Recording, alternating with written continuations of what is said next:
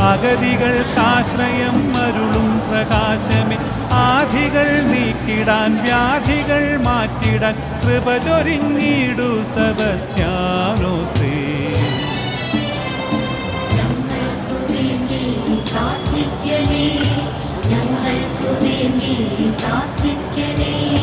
കാഞ്ഞൂരിൽ വാഴുന്ന കാരുണ്യരൂപനെ അഗതികൾക്കാശ്രയം അരുളും പ്രകാശമേ.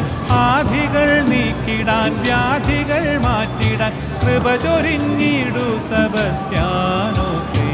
ഞങ്ങൾക്കു വേണ്ടി പ്രാർത്ഥിക്കണേ.